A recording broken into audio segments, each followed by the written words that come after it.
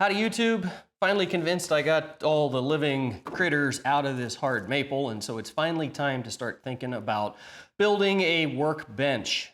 I'm gonna do what you might call a split top Rubo inspired workbench.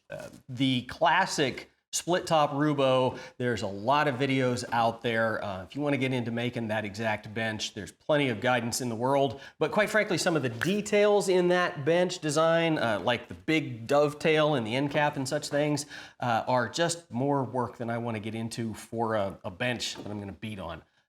So we're going to take a few shortcuts, but hopefully still end up with something nice and sturdy. First cue I'm taking from the Rubo projects is the construction of the top. I have here a bunch of sugar maple in roughly 1 1/4 to 1 1/2 inch thicknesses. It hasn't been through the planer yet. So our first step is going to be to finish milling this stock and get it nice and flat and ready for glue up. These boards had been face jointed at one time, so there's not a lot of stock to remove, but they also need to be absolutely, completely dead flat. Otherwise, even after you put them through the planer, you're going to end up with surfaces that are going to glue into a cup instead of a big slab. Speaking of planer, is there anything better than a neighbor with a 20-inch planer? Lots and lots of trips through here to get these surfaces down to something ready for glue up, but they do eventually come out pretty nice. With the two faces prepped, I can start thinking about the edges. My primary concern here is which one has the least damage. Bugs, knots, anything else that's going to render the surface of the bench, less than flat and smooth. So I'm picking out my best edges and I'm making sure to put them all the same size up so I can mark them with a big pencil and take them over and edge joint them. Okay, I have all the requisite things needed for a massive glue up. I have a brand new full gallon of glue, and because this is a completely interior thing, I don't think the glue matters that much. This was readily available, and so that's what I'm using. I have a helper to help me use these foam brushes to spread the glue out on all of this stuff. And I have clamps, clamps and clamps and clamps and clamps. I'm going to end up doing the two halves of the top of the workbench separately so that I can use all the clamps on each half. I have 4 pipe clamps underneath here right now, and the freshly jointed edge of the boards is sitting on those pipes. So if I feel underneath here, I have a pretty darn smooth top. It's not ready to go, but it's not going to be a lot of work. The bottom is another story, but frankly, I don't care much about the bottom just yet. All that's left is to get to gluing. Oh, you're gonna pour the glue on. Woo. Okay, help me brush this out.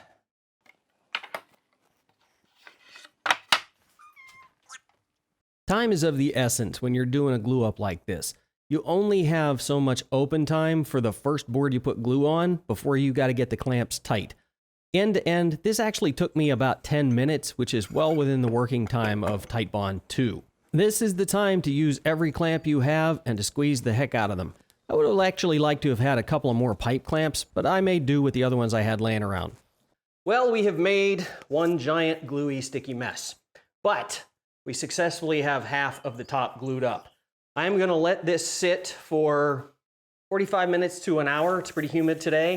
I'm going to come back and scrape off as much of this squeeze out as I can get off of here without disturbing the clamps. The clamps are going to sit here for a full 24 hours, after which we will lather, rinse, repeat with the other half of the top, and the worst of the lamination will be over. Okay guys, here's a project tip for you. Never, ever, ever say that the worst is over. I let those clamps sit on there the full 24 hours, which meant there was a lot of glue that I just didn't get to until it was fully cured. Scraping it was not fun. I had to bust out the block plane to go for some of the hardest lumps. With the glue up done, these things have gotten pretty heavy. It's not impossible to move them around by yourself, but it's not fun either. You kind of have to plan every move before you do it. Since I don't have my brother or any friends around, I borrowed my other friend, John Deere.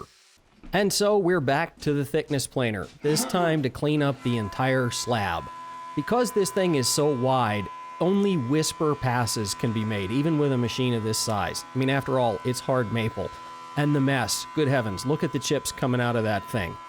So it takes a while to get these things planed down nice and smooth and flat and even on both sides, even having started with one pretty good side.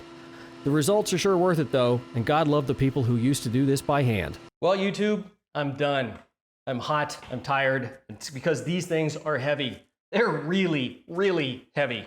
They're gonna make a wonderful, wonderful bench top, bug holes and all, as soon as I do a little bit of fine work with the hand planes once the whole bench is assembled. That's gonna have to wait though, because I gotta build a base to set these heavy things on, and I just don't have it in me to do that work today anyhow. In fact, I'm tired enough, I think I'm gonna take a week off. So it'll be a little while till the next video comes out, but when we meet again, we'll start work on the base for this behemoth and hopefully turn these two heavy slabs into some kind of usable work surface. In the meantime, stay safe, YouTube.